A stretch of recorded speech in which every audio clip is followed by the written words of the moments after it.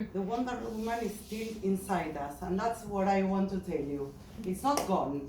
What happens, and I like to translate it this way, is that for me, I kind of bring it down. I know sometimes it can be very difficult to understand the science. For some others, better than others, depending on what you did in school or whatever. But I try to simplify it as a way of saying, look, we have an orchestra inside our body, right? All our cells, our joints, our heart, everything is playing nicely in an orchestra, and the conductor is the estrogen, right? That's the main conductor. So it's playing beautifully, and one day the conductor says, that's it, I'm on strike, I'm going, goodbye, see you. And suddenly your orchestra, which is still capable of playing, right? Because there are many things, we are still alive. It's not that we are, the orchestra has to dissolve. Now, that's the question. If the orchestra is still there and the conductor is gone, how do we, right, reinvent or reshape that orchestra? How? It's not easy, but there is a how, and we can, and always, and Dr. Simon is here to give you share her scientific knowledge and experience. I'm here to give you the lifestyle perspective, and I don't come from, I don't have the medical background that Dr. Simon has, but I will try to explain you who I am. So first of all, my name is Fabiane Abadi. You may wonder why this funny accent. I'm sorry. If you don't understand me, please say, repeat, or tell Dr. Simon and she will say it in a beautiful English, which I can't say, but I'm so sorry. I am from Argentina. I came here 23 years ago. I have a master's degree in political science, which has nothing to do with this. I worked as a journalist when I was living in Argentina, political journalist, and that is my profession. And when I moved here, I couldn't work because my husband's visa allowed him to work, me, no. I dedicated myself to settle my family, which at the time I had 3 kids, then came another one. I come from South America. There was a lot of help, here 0 or almost 0, so there was quite an adaptation, but whatever. So many years into living here, I always been very passionate about women's health and about lifestyle, interventions, and how to keep feeling well, feeling good, inside my skin. So I decided to, embrace that new passion in my life, that passion that I had in my life, and reinvent myself. And I became a wellness and health coach. So I qualified 6 years ago, and I decided that I wanted to really, really look into women's, lifestyle and health and how to help other women, because I felt like no matter how well educated, and I know nowadays this is changing, but for many women, most, the common ground that I've been having, with clients that I have, and my friends and my relatives, one day you wake up when you are around, well into your 40s, almost 50s, and you look at yourself in the mirror and say, what happened? What? What's this? What am I looking at? What, who am I? What's the matter, My husband is telling me that, I'm suddenly angry all the time. My kids don't understand me. I shout, I cry, I wake up at 4 o'clock in the morning, my heart beating, I cannot go back to sleep. Suddenly I take all my sheets out, my covers in the middle of the winter, all, I'm drenched in sweat. I have to go and change my pajamas. Sometimes put a towel. Everything. So I started to ask myself, and I want to share this question with you. Why didn't I know? Why didn't I know? What happened? How come my mother, if some of us were lucky, sat with me when I was around 12, and she said, look, this is what's going to happen, or some of the, your friend told you or whatever, you will have your period. But when it came to this point in life, that you will be going through this transition, no one told you anything. And I didn't, my mother didn't share with me what was she going through, and I know that she went through quite a harsh time, but why didn't I know? Where is the, the lack of communication? Why? So I started asking myself, suddenly questions. Why the air that I breathe makes me fat? No, really. Why? Why I wake up in the morning and I'm like, I feel paralyzed, like my back is so stiff, my feet hurts, everything hurts. I'm not ill, I'm not broken. What's the matter? So all these questions starting to, and it's not just me, it happens, it's much more than that. It's why I feel happy and suddenly I feel like so sad. The waking up in the middle of the night, why? All these whys, right? So I started digging, and as I consider myself, I was a good journalist because I produced very good things. So I started digging, and I wanted to know what happened to all these women in this time of their lives, from their 40s, let's say, onwards to their 60s, 70s, 80s.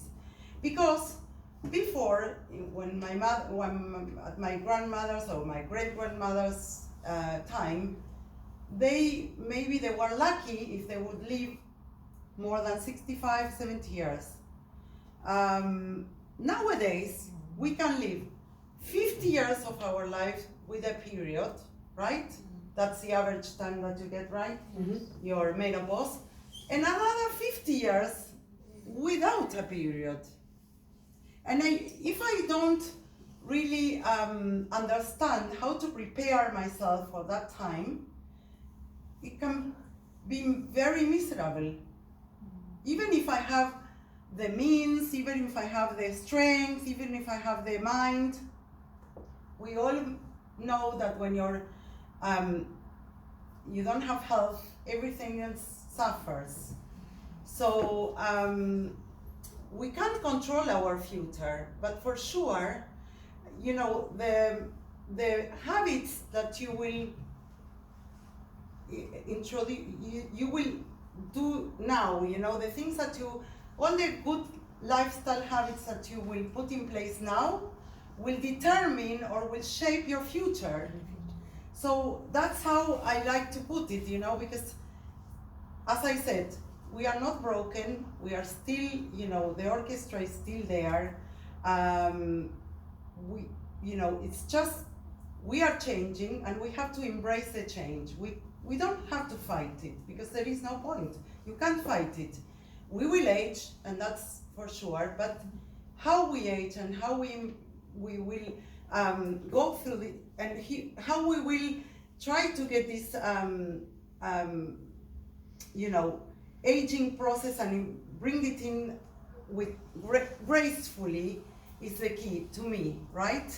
So that's why I thought I have to share this message with all the women I can, because I feel like when you share and you are open, you are open to the information and you get educated, like Dr. Simon said, you are in control. So when Dr. Simon told you, if you are going to go and see your GP, it's much better to go to your GP, which, They might have 10 minutes for you, if you're lucky, 10, 12 minutes.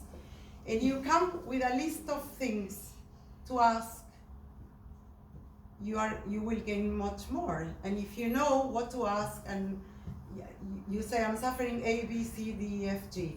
Can I have a blood test for this? Can I, in my latest test, it says I had cholesterol. My sugar levels have gone up, So you need to ask for things, demand, you shouldn't suffer in silence, you should ask. And I like to teach women what to ask, how to prepare them to go to see the GP, because it's super important. Not everybody can access private health care, right?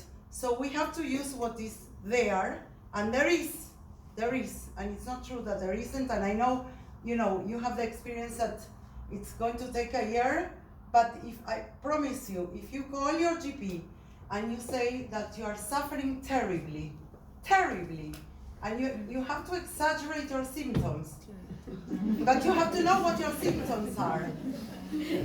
Yes, like good Jewish women have to, ask, demand, say, because the minute you don't say it and you go like, yes, but no, they will not give it to you.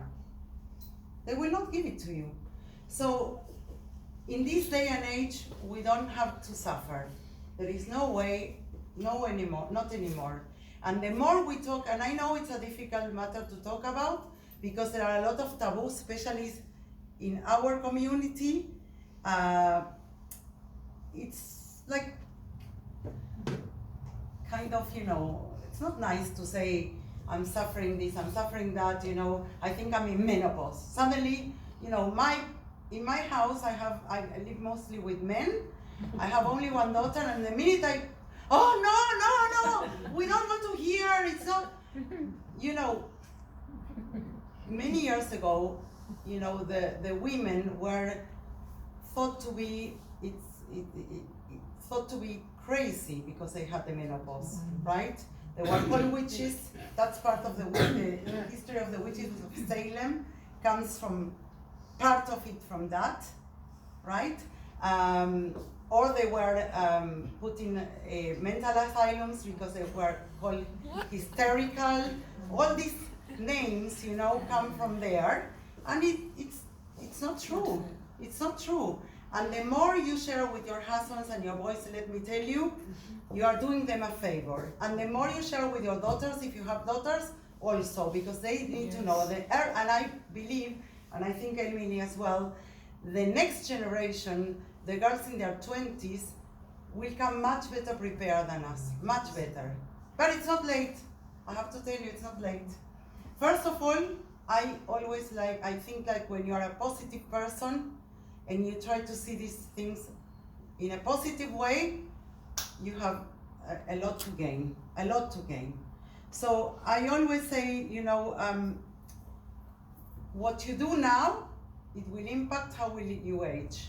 And as I said before, you can't stop it. This will not stop.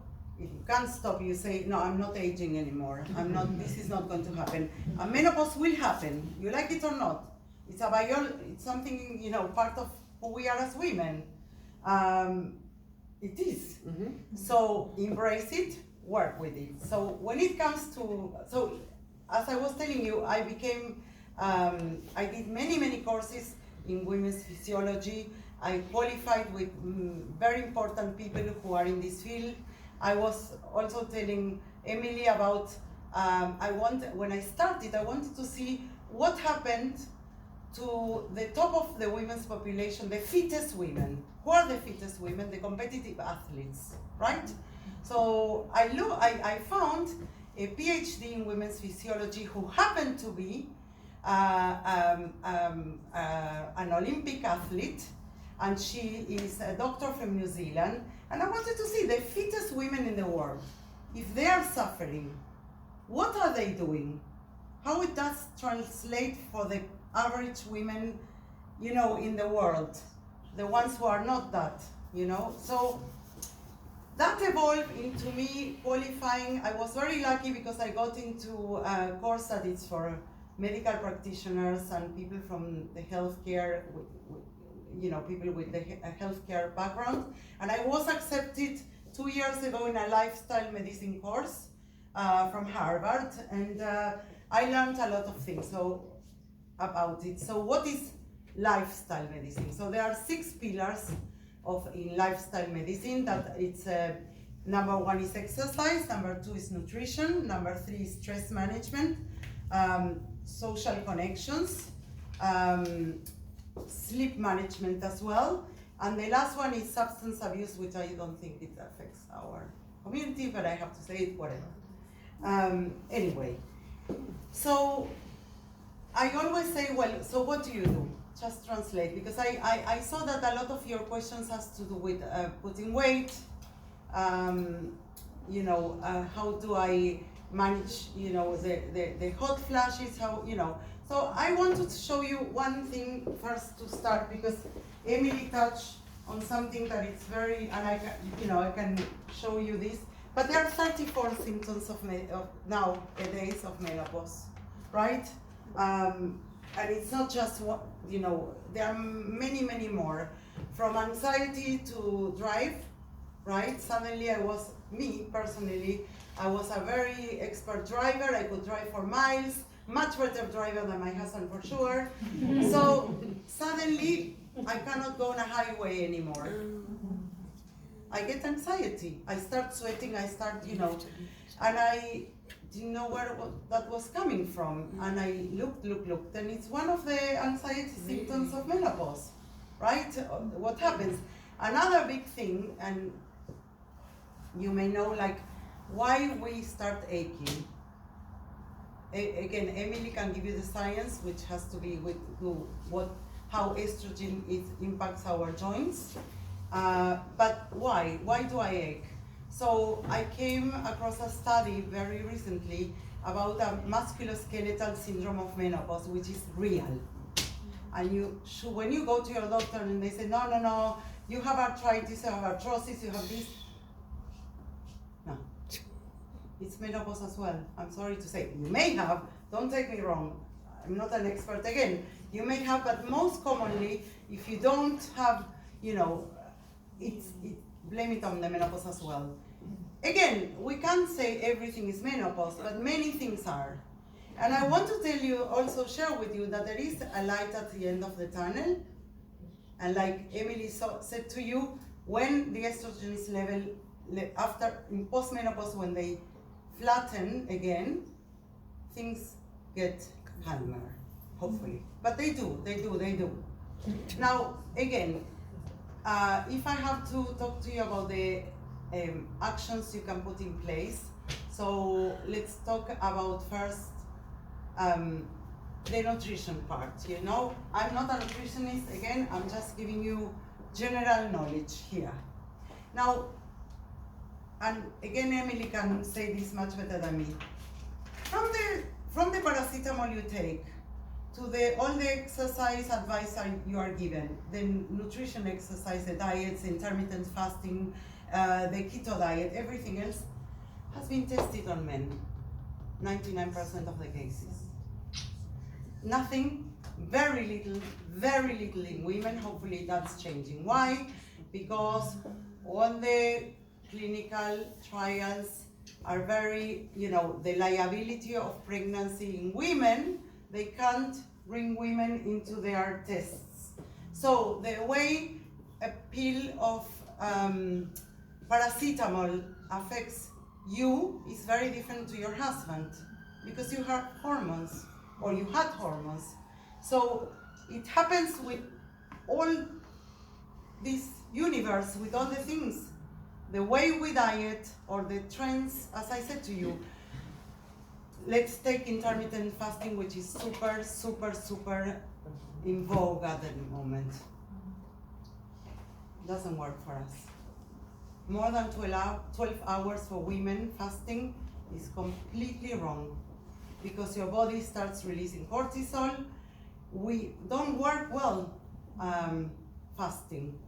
I understand if you have severe diabetes and if you are very overweight, it can be a way, a strategy, but for the common denominator of women who are not super overweight or don't have massive diabetes problems, I would say that 12 hours is, but again, that has been tested in men. Includes the night. Yeah, 12 hours, yes. So it's called breakfast. Yeah, So you can have breakfast. Breakfast is breakfast. Would you say from 7 p.m. 7 to up 7. to 10 a.m. It's no good? Look, I'm not saying it's not good. I'm just telling you what I have learned over the years, and more than 12 hours is not advisable. It doesn't make you, Why? because as I said to you, you start releasing cortisol in your system. You already have a lot of stress already going on with all your fluctuations in hormones. You don't need extra. So, What about 8, 16, well, that's intermittent fasting again. Look, as you will know in the future, diet will not have to do again. The concept of calories in, calories out, it's going, out of the window. It has to do more and more and more. The science is proving that. What happens with your glucose levels in blood, how your your glucose peaks and downs, what happens with that has to do with how you put on weight or not. Your gut bacteria also, what happened to your gut health. More and more, the science is showing that that's how we will approach nutrition. But having said that, we're still in this age that we believe, I ate the cheesecake in a few cheesecakes pieces on Shavuot, and then I have to go the whole week to the gym for 2 hours, right? To lose those pieces of cheesecake that I ate. Now let me tell you something. We have to change that narrative, because the purpose of going to the gym is to become stronger. It's not to lose the calories. It helps, but the calories you lose in the kitchen. You don't lose the calories in the gym. And also, 1 hour, there are 24 hours in the day, right? If you are going to go 1 hour to the gym and then the other 23 hours you will be sitting in your desk or sitting in a chair or driving or whatever, okay, it's better than nothing, but I'm just saying the concepts of losing calories in the gym, we have to change the narrative again. So why do I go to the gym? Why do we go to the gym? What's the purpose? To get fit. To stay strong. Let's go. To stay strong, especially at this age, is super, super important. And I know it can be very overwhelming, because they will tell you, and again, there is a lot of information out there, a lot. Instagram, not Instagram, you come across, do this, do A, do this, see, run, not run, strength training, not Pilates, yoga, this, that, So where do I start? So if you haven't been doing anything never, and you've been looking after your kids and you didn't have the time, or I would say start moving. Start moving is just, Hashem gave you 2 legs, instead of parking your car just in front of Kosher Kingdom or Tesco, park it 4 blocks behind, right? Just walk those 4 blocks to Kosher Kingdom, and then carry your bags to your car, right? So embrace that movement through the day. It's more effective than just going 1 hour to the gym. I'm not saying don't go to the gym, because I'm swallowing what I do, right? It's super important to go to the gym, but again, what do I do in the gym? How do I prepare for the 50 best years of my life, right? Because the other 50, they were great. Hopefully, I managed to, bring up my family or whatever I did, develop my career, whatever it is. But now it's a time that I have more time for me. And me personally, I was telling Emily, I have grandchildren, which I love dearly. But, do I want to fill up that empty space that I have with my kids, with my grandchildren now? And be, that's my raison d'etre, my, Hobby. how do you say it in English? Hobby? Yes, reason to be, exactly, now, and that's my new life. Or I can look and say, okay, I have a few extra hours in the day. What can I do for me now? Because if you don't put yourself in a priority list now, I have bad news. It won't be good. It won't be good. Because you have to invest a little time of yourself, a little bit every day. Name it, you walk, you go to the gym, you move somehow, but move. And the ideal way of moving, if you ask me, and again, it's not for everyone, and it's very overwhelming. If you've never been to a gym, you know that they tell you lift weights. Okay, for someone who never ever touched a dumbbell, or the first time you walk into a gym, or you go, or you follow a program, or you buy yourself dumbbells at home, it can be, it can be very, very, also like you feel like a bit embarrassed. What do I do? How do I start? Right? So one thing that I'm telling you, that thing of carrying your bags to the car, heavy bags, is weight training already.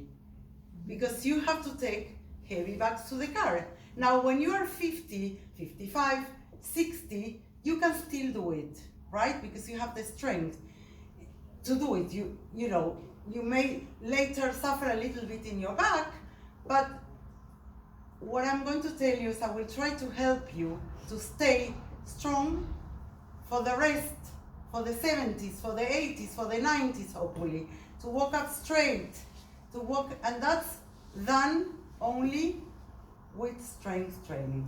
Even if it's just your body strength, yes? When you start, it doesn't have to be going to the gym, as I said. Just try to see. There are a lot of things nowadays that are available for free. It doesn't have to cost you a lot of money, but invest time on yourself. Because if you don't, then you see, sometimes you see women walking like this. They cannot, Emily told you, when estrogen walks out of the door, your bone density, your muscle mass suffers. That becomes, osteopenia, osteoporosis. So if that runs in your family, because in many women, especially in Jewish women, that happens a lot. So there are resources out there how to combat that, it's proven by science that doing weight training helps you with osteoporosis, helps you with bone density. No, you should know that. It's not, so if me personally, I have 1 hour, 3 hours a week to do something, to move somehow, I would always consider the main course the strength training, and then everything else is a side dishes. The yoga, the Pilates, the whatever. Now, if I don't have time to do anything, because I have to look after my family, because I have a lot of working commitments, whatever it is, just the less expensive way of keeping up is walking. Really, don't underestimate it. It's very, very good. But make time for walking, right? Don't just, choose to go to the shops walking, choose to meet a friend walking. Don't sit in a coffee shop with your friend. Let's go for a walk. take the coffee with you. There are so many ways, so many resources out there. And when it comes to nutrition, right, again, we are told, don't eat the carbs. They are your enemy. It's not true. It's not true. Especially as we age, it's not true. We women, we need carbohydrates. Now, what type of, there are simple carbohydrates and complex carbohydrates. That's, that's another subject. But the time of the, eating carbohydrates is also key when we are aging. Before, right, I could starve myself for a week and I will lose 3 kilos. Now I can starve myself for 6 months and maybe 100 grams, right? But it's not about dieting anymore. It's about embracing a lifestyle.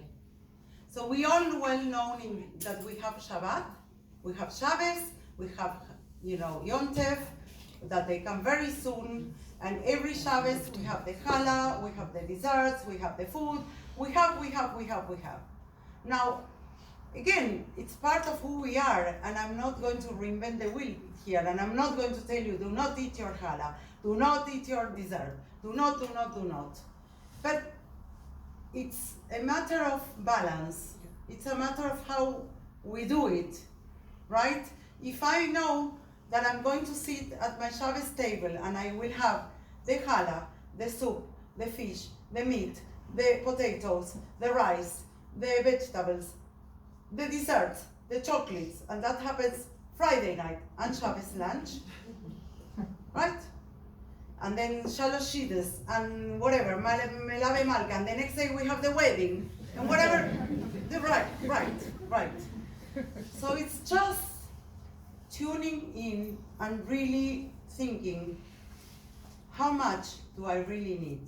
How much, we eat with our emotions usually. And what you put in your mouth will impact your brain, will impact your health, everything. So again, I was talking to you about we live in a glucose roller coaster usually, and that is proven to make us fat or to retain. So what happens in menopause is, why do we develop more fat around us? And Emily can tell you better this than I do. But basically, because our cells also, our fat cells also work with estrogen, and we regulate much better when we eat, the glucose intake and the insulin, the release of insulin, that was much better regulated. And now those cells, because of the estrogen, and blame it all on this God fairy estrogen, less that hormone, also affects those cells. So the way we put on fat is different. So suddenly you didn't have a belly, and one day it's all sits around here, and the fat where you used to have, let's say, fat more in your hips, now it's more here, because there is a redistribution of your fat in your body. And as I said, your cells are not working, are working probably at 50% of what they used to work. So, but as I said to you, it's not that there is no light at the end of the tunnel. It's harder, it takes more dedication, but I think at the end of the day, you should ask your why. Why do I need to be fit? Why do I want to be strong? Why do I want to feel well? Not just for the aesthetics, I don't do it for that reason. I just want to be, when I'm 90, hopefully, B'ezrat Hashem, Toda Lael, if I get there, I want to be able to be independent, and that's the point. I don't want to depend on someone else. To age gracefully is so much better than not to. So that's my why. I want to be able to carry children. I want to be able to carry my shopping. I want to be able to cook for myself. I want to be able to enjoy life. So what I do now will impact what will happen in the next chapter. So